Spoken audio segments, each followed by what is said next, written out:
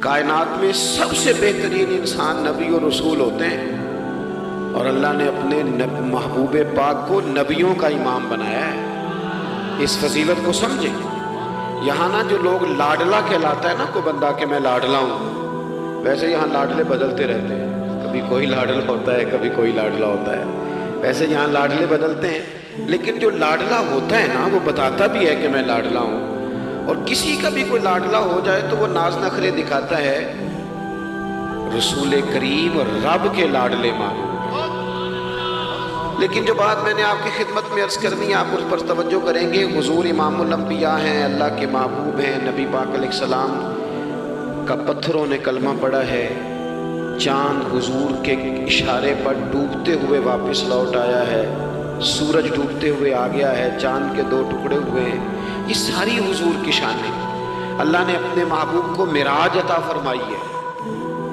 لیکن ملت کے جوانوں، آپ کو پتہ ہے ہمارے نبی پاک کا سب سے پہلا تعارف کیا ہے؟ حضور کا سب سے پہلا تعارف یہ ہے کہ یہ صادق اور امین ہے، یہ سچ بولتے ہیں۔ حضور کے اسوہ نور کی پہلی بات جو لوگوں کے سامنے آئی تھی وہ یہ تھی کہ یہ صادق ہیں، یہ سچے ہیں، یہ جھوٹ نہیں کہتے۔ آپ کو پتہ ہے رسول پاک صلی اللہ علیہ وسلم سے پوچھا گیا تھا، حضور مومن کنجوس ہوتا ہے؟ فرمایا کبھی ہو جاتا ہے۔ یا رسول اللہ مومن بزدل بھی ہوتا ہے؟ فرمایا کبھی ہو جاتا ہے۔ یا رسول اللہ مومن جھوٹ بولتا ہے؟ تو میرے کریم نے فرمایا نہیں، میرا مومن جھوٹ نہیں بولا کرتا۔ حضور کا جو پہلا تعارف ہے نا، یہ جو حضور کی 40 سالہ زندگی ہے نا، اسے نبی پاک علیہ السلام نے اپنی نبوت کی دلیل کے طور پر بیان فرمایا ہے۔ فرمایا فَقَدْ لَبِثْتُ فِيكُمْ عُمَرًا مِّن قَبْلِهِ أَفَلَا تَعْقِلُونَ۔ محبوب آپ ان سے کہہ دے میں نے تمہارے بیچ وقت گزارا ہے، تمہیں عقل نہیں؟ کوئی میری طرح کا سچا دیکھا ہے تو دکھاؤ۔ آج میری ملت کا سب سے بڑا مسئلہ جھوٹ ہے، سب سے بڑا مسئلہ اعتماد نہیں۔ بیوی اپنے شوہر سے کہتی ہے کہ تو تھوڑے پیسے دے لیا کر، تھوڑے ایک جوڑے پہ میں گزارا کر لوں گی، میرے ساتھ سچ تو بول۔ تو لاہور جاتا ہے تو لاہور کا بتا کے جا۔ ماں کہتی ہے پتر سے کہ پتر تھوڑی باتیں بتایا کر پر سچی بتایا کر۔ قوم کا اعتماد اٹھ گیا سیاستدانوں سے۔ تم نے لمبے چوڑے وعدے کیے، تم نے بڑی باتیں سنائی۔ تم دیکھیں نا، آپ کی توجہ اگر ہو تو میں ایک حوالہ اس طرح کا بھی عرض کروں آپ کی خدمت۔ سبز باغ دکھا کے لوگوں کو کبھی پریشان نہیں کرنا چاہیے، کبھی بھی۔ یہ ہمارے پیر بھلا کیا کرتے ہیں بیچارے، ایک کرامت اللہ خیر کرے کبھی کوئی ایک بن جاتی ہے نا تو پھر وہ کمپنی کی مشہوری کا ذریعہ بنتی ہے۔ وہ کہتے ہیں کرامت کو بھی فیس بک پہ ڈالو۔ میں نا کراچی جا رہا تھا تو لاہور میں تھوڑا سا مریض ہوں، مجھے الرجی ہو جاتی ہے، زیادہ دیر بیٹھ نہیں سکتا، تو ایک کانفرنس میں مجھے شرکت کرنی تھی۔ تو ایئرپورٹ سے ہی میں نے دوستوں سے پوچھا موسم تمہارا کیسا ہے؟ کہنے لگے پیر صاحب بڑی گرمی ہے اور شدت ہے بڑی، اے سی چلا کے بھی گاڑی میں دقت ہے۔ تو میں نے کہا اچھا دعا کرتے ہیں اللہ بارش برسا دے۔ تو یہ دعا لاہور ہو رہی تھی، میں کراچی ایئرپورٹ پہ اترا تو بارش ہو رہی تھی۔ تو وہ جو مجھے لینے آئے تھے نا صاحب، وہ گاڑی میں ایک بندے کو کہہ رہے ہیں کہ وہ پیر صاحب نے لاہور آکھیا سی 1.5 گھنٹے جمی آ گیا ہے۔ وہ میں نے اسے کہا وہ بس کر، اب آگے نہ بتا، ایسا نہ ہو کہ 2-4 لوگ آ جائیں کہ پیر صاحب جو کہتے ہیں وہ ہو جاتا ہے۔ جڑے محرم راز حقیقت دے اور راز حقیقت کھول دے نہیں، جڑے محرم راز حقیقت دے اور راز حقیقت کھول دے نہیں، اے جنہ ویکھیا نہیں او کرن گلاں، جنہ ویکھ لیا ہو تے بول دے ہی نہیں۔ اس لیے یہ اس طرح کرامتوں کو نا کمپنی کی مشہوری کا ذریعہ، ہمارے سیاستدان، ہمارے بڑے لیڈران وہ سبز باغ دکھا دیتے ہیں۔ آپ تھوڑی باتیں کریں، محدود کریں، مختصر کریں۔ دیکھیں اللہ کے محبوب علیہ السلام سے طائف والوں نے کہا تھا، جب حضور علیہ السلام نے دین کی تبلیغ کی تو سیرت میں یہ عنوان بھی ہمیں ملتا ہے، یا رسول اللہ صلی اللہ علیہ وسلم اگر آپ کو کل حکومت ملتی ہے تو ہمیں حصہ ملے گا؟ عرب کے لوگوں کا مزاج تھا نا، انہوں نے حضور سے کہا اگر کل کلاں حکومت ملتی ہے تو ہم شریک ہوں گے؟ تو حضور مسکرائے، اور میرے نبی پاک کو حکومت ملنے کا پاک کتنا زیادہ تھا کہ مکے سے ہجرت کر رہے ہیں، مدینہ شریف ابھی پہنچے نہیں، رستے میں سراقہ بن مالک سے کہہ رہے ہیں کسریٰ کے کنگن آئیں گے، یعنی حضور بتا رہے ہیں کہ سپر پاور بھی ساری یہاں آ جائے گی۔ حضور تو خندق والے دن ایک ہتھوڑا مارتے تھے تو فرماتے تھے روم فتح ہو گیا، دوسرا مارتے تھے تو کہتے تھے ایران فتح ہو گیا۔ یہ بخاری میں چیزیں آپ کو ملیں گی۔ حضور کو کامل یقین تھا کہ اذا جاء نصر اللہ والفتح، کامل یقین تھا کہ ان فتحنا لک فتحا مبینا، یہ ہوگا سارا کچھ۔ لیکن انہوں نے جب کہا نا ہمیں حصہ ملے گا تو حضور مسکرائے، فرمایا تم کہتے ہو حکومت تمہیں ملے گی، فرمایا بھائی سنو، حکومت اسے ملتی ہے جسے اللہ عطا کرتا ہے۔ بات ختم کر دی۔ سچ بولے زندگی میں، سچی بات کریں۔ اللہ کے رسول صلی اللہ علیہ وسلم نے ہمیں پہلا سبق سچ کا دیا۔ اسے سادی تقریر نہ سمجھنا، یہ عنوان دین ہے۔ اپنی زندگی سے جھوٹ کو نکال دیں۔ آپ جو تھوڑی باتیں کر لیں پر جو کہیں اس پر کھڑا ہونا سیکھیں۔ اپنی زندگی کے اندر استقامت کا نور لائیں۔ جوانوں، کبھی بھی جھوٹ کی بنیاد پر رشتے نہ قائم کرنا۔ آتے ہیں رشتہ دیکھنے والے تو کوئی باتیں سناتے ہیں، ہمارے گھر والے ہو بیٹا تو ولی ہوتا ہے، کیا بات ہے؟ اور پھر بعد میں یہ حالت ہوتی ہے کہ اماں کہتی ہے میں آپ بڑا سمجھانی ہے، انہوں میری بھی نہیں سنتا۔ تو وہ رشتہ دیکھتے وقت تو آپ نے کہا تھا کہ بہت بڑا درویش ہے۔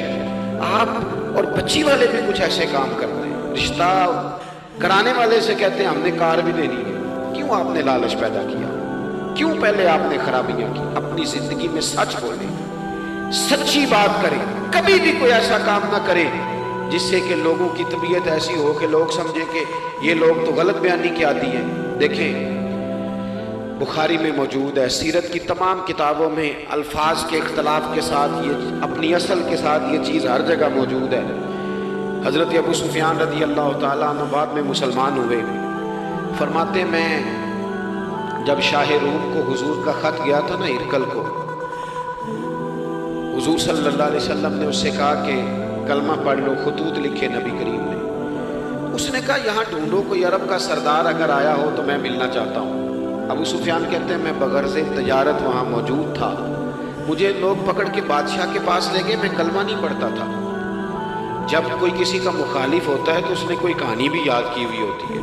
ان لوگوں نے کہانی بھی یاد کی ہوئی تھی، معاذ اللہ جادوگر ہیں، شاعر ہیں، یہ کہانیاں بھی سناتے تھے۔ کہتے ہیں کہ مجھے وہ لے گئے، بادشاہ کے سامنے کھڑا کر دیا۔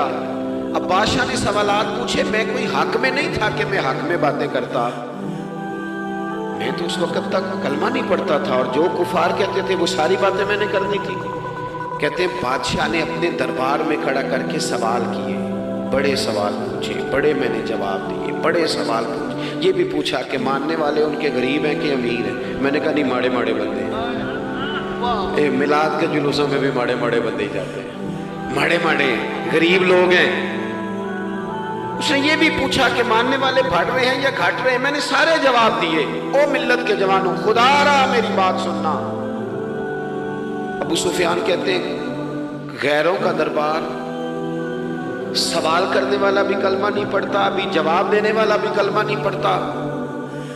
اس نے مجھ سے کہا کہ آپ نے بتایا کہ آپ رشتے میں چچا ہوتے ہیں، یہ بتاؤ وہ جنہوں نے اعلان نبوت کیا ہے کیا کبھی انہوں نے جھوٹ بھی بولا ہے؟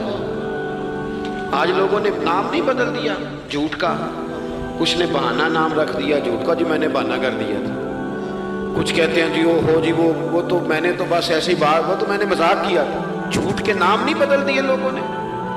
ابو سفیان کہتے ہیں مجھ سے بادشاہ کھڑا کر کے پوچھنے لگا کیا کبھی انہوں نے جھوٹ بھی بولا ہے؟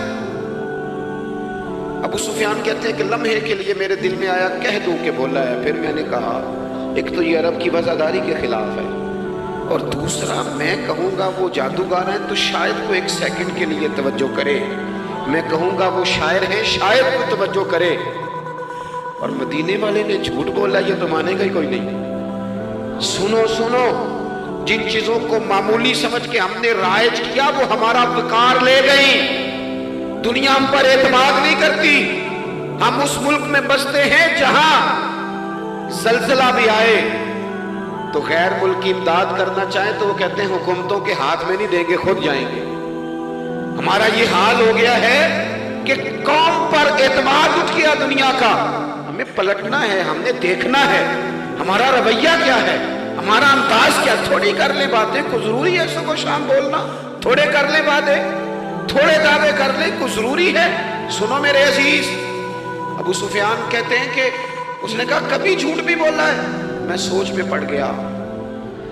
بادشاہ نے پھر دہرا کے کہا سردار چپ کر گئے ہو، میرے آخری سوال کا جواب دو، کیا کبھی اس کریم نے جھوٹ بولا ہے؟ ابو سفیان کہتے ہیں میرے ہاتھ میں چھڑی تھی، میں نے وہ زمین پر رکھی اور میں کھڑا ہو گیا۔ میں نے کہا سردار سن، وہ میرے رشتے میں بھتیجے ہیں، میری بڑی مخالفت ہے، میں نے ان کے خلاف جنگیں لڑی ہیں، کبھی وہ غالب آئے کبھی میں غالب آیا، آج تک میں لڑ رہا ہوں، لیکن میں ایک بات تمہیں ذمہ داری سے کہتا ہوں، میں غیر نہیں ہوں، وہ میرے بھتیجے ہیں، میں نے ان کو ماں کی گود میں بھی دیکھا ہے، دادا کے کندھوں پہ بھی دیکھا ہے، چچا کے گھر میں بھی دیکھا ہے، ختیجہ کا دولہا بنے بھی دیکھا ہے، زینب سے لے کر فاطمہ تک بیٹیوں کو گود میں کھیلتے بھی دیکھا ہے، میں نے انہیں بدر اور احد میں آتے بھی دیکھا ہے، میرے سامنے پیدا ہوئے اور میرے سامنے ان کے بالوں میں سفیدی آئی، مخالفت اپنی جگہ پر میں تمہیں یہ بات ذمہ داری سے بتاتا ہوں، اس محبوب کی زبان سے جو بھی نکلتا ہے حق اور سچ ہی نکلا کرتا ہے۔ وہ اسیر دشمن کی چاہ میں بھی، مخالفوں کی نگاہ میں بھی وہ امی ہے، صادق ہے، معتبر ہے، میرا پیغمبر عظیم تر ہے، میرا پیغمبر عظیم تر ہے، میرا پیغمبر عظیم تر ہے۔ ابو سفیان کہتے ہیں میں یہ لفظ کہے تو کتنے ہی لوگ دربار میں رو پڑے، ایک سناٹا چھا گیا، کوئی صحابی نہیں وہاں، کوئی نعرہ لگانے والا نہیں، کوئی اپنا نہیں، لوگ رو پڑے۔ کہتے ہیں بادشاہ نے چادر اٹھائی کندھے پہ رکھی، کچھ دیر سوچتا رہا، پھر وہ چل دیا۔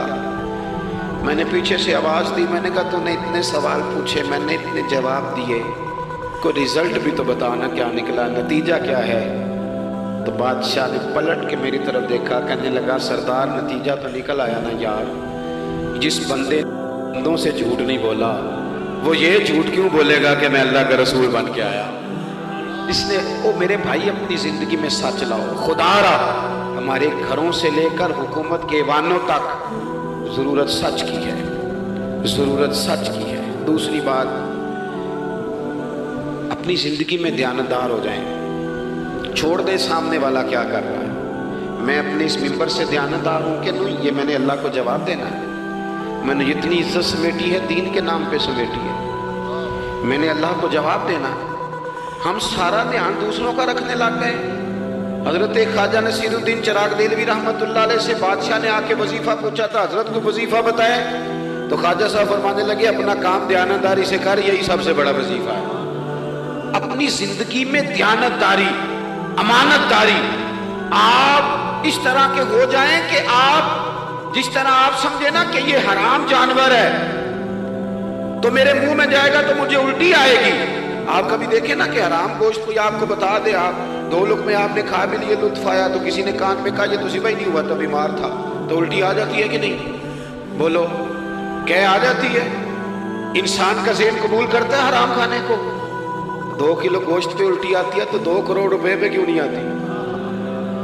ہمارے ایک دوست ہیں یونیورسٹی کے لیکچرار ہیں، مجھے ایک دفعہ فرمانے لگے پیر صاحب عجیب بات ہے، ایک بندے کو نا کہیں جوتا پڑا مل گیا، بڑا قیمتی تھا پر ایک پیر تھا جوتے کا، ہماری دیانتداری کچھ اس طرح کی ہے، ایک پیر ملا، جوتا بڑا قیمتی تھا، مہنگا تھا، تو اس نے اس کا مالک ڈھونڈنا شروع، یہ کس کا ہے، یہ کس کا ہے، یہ کہ شور کر رہا ہے، لیکن تھوڑا سا آگے جا کے جوتے کا دوسرا پیر مل گیا، پر اس نے مالک ڈھونڈنا بند کر دیا، اس کو اب اس کا دوسرا پاؤں مل گیا، تو اب اس نے، یعنی کئی دیانتدار بڑے دیانتدار ہیں لیکن دوسروں کے معاملے میں، اپنے معاملے میں نہیں، اپنی زندگی میں انصاف کریں۔ میں مسجد میں جمعہ پڑھاتا ہوں، میں نے ایک دن اپنے ایک مدرسے کے طالب علم سے پوچھا، بیٹا جمعرات کو میں نے پوچھا، میں نے کہا صبح جمعہ میں تقریر کیا کرنی ہے؟ کہتے میں جو فیصلہ نہیں کیتا، میں کہا تو بڑا مولوی ہے نا، میں چھوٹا، میں تو جمعہ پڑھا کے شام میں فیصلہ کر لینا بھی اگلے جمعے کی بیان کرنا، کیوں؟ میں چاہتا ہوں میں ممبر سے دیانتدار رہوں، میں ایک ہفتہ تیاری کروں، میں نے قوم کو اللہ رسول کا دین بتانا ہے، میرا یہ مقصد تو نہیں ہے کہ 1 گھنٹہ مجھے ملے تو میں نے کسی طریقے سے اسے پار کرنا ہے۔ آپ اپنے کام کے ساتھ ہمیشہ دیانت کا مظاہرہ کریں، اگر آپ دیانتدار ہو جائیں حضرت سعید بن عامر رضی اللہ تعالیٰ عنہ کو حضرت عمر نے کہا میں آپ کو ایک صوبے کا گورنر بنانا چاہتا ہوں، رو پڑے، فرمانے لگے اس قابل نہیں ہوں، آپ کہیں مجھے بھی آپ کہہ دیں کہ فلانا عہدہ ملتا ہے تو تیار ہے ساری دنیا، کون انکاری ہے اس کام سے، سب تیار بیٹھے، لیکن روتے تھے لوگ کا جناب میں کہاں کر سکتا ہوں۔ حضرت عمر نے لگا دیا حمص کا گورنر۔ کچھ مہینوں کے بعد حضرت عمر تشریف لے گئے، جا کے پوچھا کہ کیسا ہے، تو پہلے تو ایک لسٹ منگوائی حضرت عمر نے، کچھ مال آیا ہے تو مختلف صوبوں میں بانٹنا ہے، غریبوں کی لسٹ لاؤ۔ ان کے صوبے کی لسٹ آئی تو تیسرا نام گورنر صاحب کا تھا۔ وہ کہا تمہارا گورنر مسکینوں غریبوں میں؟ کہنے لگے حضرت صاحب جو لسٹ بنانے والے تھے وہ کہنے لگے اب ان کے وجود پر جو کپڑے ہیں جگہ کوئی نہیں بچی، پیوند کہاں لگانے ہیں۔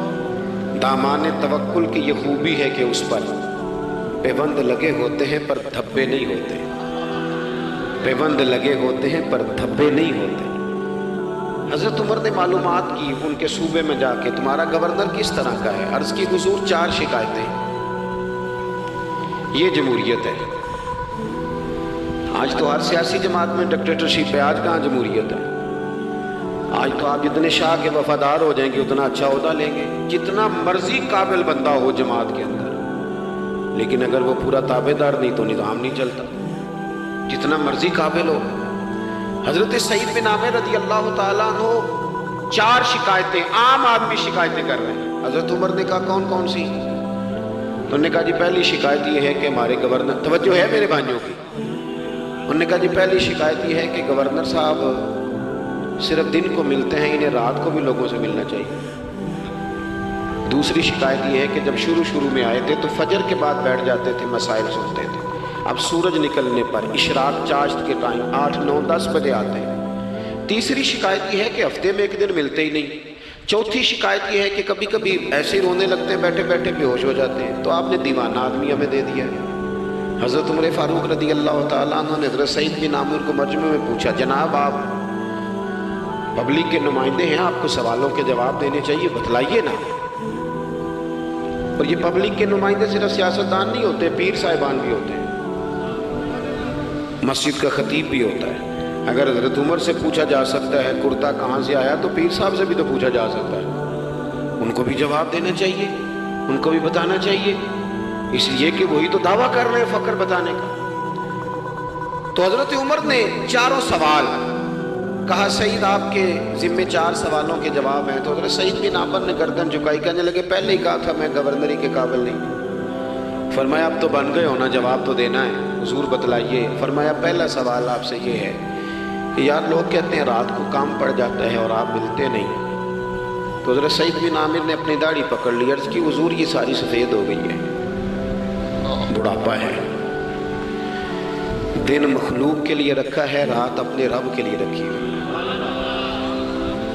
اگر پھر بھی کسی کو شوق ہو تو سعید بن عامر جب بھی ملے گا مسجد میں ملے گا، ساری رات بارگاہ ربوبیت کیا۔ او سنگیو تھوڑا مسلح بھی یار مضبوط کر لو، تھوڑا سا نا، ہم نہ تھک گئے ہیں فون سن کے۔ بہت سارے لوگ ایسے ہیں جن کے وجود نہیں اتنی تھکے جتنے دماغ تھک گئے، کمنٹس پڑھ کے، کمنٹس دے کے، رائے دے کے، بڑے بڑے باصلاحیت لوگوں کے حافظے کمزور ہو گئے ہیں۔ خدا را اپنی صلاحیتوں کو زنگ لگا لو گے۔ یہ تو جتنے لوگ ہیں میڈیا چلانے والے، ان کو تو میڈیا چلانا ہے، اور اب تو پتہ نہیں کتنے چینل اور کتنے لوگ اور سوشل میڈیا پہ کتنے، اور ادھر کتنے تو ادھر کتنے۔ خدا را کچھ وقت اگر مصلی پہ ملے تو آپ یقین کریں روح تازہ ہو جاتی ہے۔ لمبی لمبی دعائیں مانگیں، اپنے رب کو اپنے دکھ سنائیں، رسول پاک کی بارگاہ میں یہ نذرانے پیش کریں، آپ محسوس کریں گے وجود طاقتور ہو گیا۔ حضرت سعید بن عامر کہنے لگے رات مصلی پہ گزارتا ہوں۔ دوسرا سوال آپ سے یہ کرنا تھا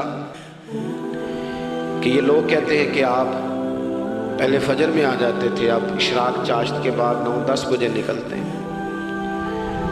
تو حضرت سعید بن عامر نے گردن جھکائی، کہا یہ میرا راز تھا، میری پرائیویٹ بات تھی۔ کہا جناب اب تو لوگوں کا سوال ہے۔ تو آپ فرمانے لگے میرے گھر میں خادم کوئی نہیں، غریب آدمی، بیوی بیمار ہو گئی ہے، 35 سال اس وفادار عورت نے میری ڈیوٹی کی ہے، بیماری میں چھوڑ دوں تو وفاداری تو نہیں نا۔ सवेरे उठता हूँ, घर का काम करता हूँ, फिर बीवी के लिए नाश्ता बनाता हूँ, उसे खाना खिलाता हूँ, तैयारी करते आते देर हो जाती है। दूसरे सवाल पर लोग रो पड़े। कहा तीसरा एतराज़ आप पे ये है कि हफ्ते में एक दिन मिलते नहीं। तो हज़रत सईद बिन आमिर कहने लगे मैंने कहा था मेरा पर्दा ना खोला जाए, मैं बड़ा राज़ी हूँ रब की अताओं पे, मैं क्यों किसी के सामने अपना दुख बयान करूँ। गर्दन को झुका देता है खैरात का पत्थर, जहां में मांगने वालों के सर कभी ऊंचे नहीं होते। और गैरत है बड़ी चीज जहां ने तगो दो में पहनाती है ये फक्र को ताजे सरदारा। आप मौका दें जी, बड़ी मेहरबानी, छोड़ दें थोड़ी 1 मिनट सिर्फ जी हमें दें, बोले नहीं प्यार से जी, नाराज नहीं होना, आप हमें मौका दें। बात भी अब तकरीबन करीब होने के करीब आई। कहा हजरत सैयदना सईद बिन आमिर रज़ी अल्लाह ताला अन्हु ने फरमाने लगे मैंने कहा था ये मेरा पर्दा है, ये ना सुनाया करें आप दुख लोगों को। ये गरीब कहते हैं मैं किसी अमीर के साथ लग जाऊंगा तो कुछ भी नहीं बनता, छोड़ दें आप, दुखड़े रब रसूल को सुनाओ, खैरात भी मिलेगी और इज्जत भी मिलेगी, वो देंगे और किसी को बताएंगे भी नहीं। हजरत सईद बिन आमिर रज़ी अल्लाह ताला अन्हु से तीसरा सवाल हुआ। कहा जनाब आप हफ्ते में एक दिन मिलते नहीं। तो फरमाने लगे मेरा राज था पर बता देता हूँ, जोड़ा एक ही है मेरे पास, हफ्ते में एक दिन धो लेता हूँ, फिर बीवी के कपड़े पहन के सारा दिन बैठा रहता हूँ। अगर दूसरा जोड़ा हो तो ये काम न करूँ। हजरत उमर रो पड़े। का जल्दी से चौथे सवाल का जवाब भी दे, कभी कभी रोते हो तो बेहोश हो जाते हो। फिर रो पड़े, अर्ज करने लगे हुजूर 40 साल की उम्र में कलमा पड़ा, मेरे सामने हजरत खुबैब को फांसी दी गई मक्के में। जब वो अपनी पिछली गलतियां याद आती हैं तो फिर रो पड़ता हूँ। याद माजी अजाब है यार, मैं तकलीफ में आ जाता हूँ, सोचता हूँ अगर अल्लाह ने सवाल किया तो कैसे जवाब दूंगा, इसलिए बर्दाश्त नहीं होता तो रो पड़ता हूँ। चारों सवालों के जवाब दिए तो हजरत सईद बिन आमिर कहने लगे अब आपने मुझसे सवालों के जवाब तो ले लिए, अब मेरी सजा का भी तो ऐलान करें ना, बताएं ना। तो हजरत उमर ने हाथ उठाए और क्या लफ्ज़ कहे, कहे अल्लाह मेरे नबी की उम्मत को इस तरह के कुछ और लोग भी अता फरमा, कुछ अपनी ज़िंदगी में दयानतदार हो जाएं।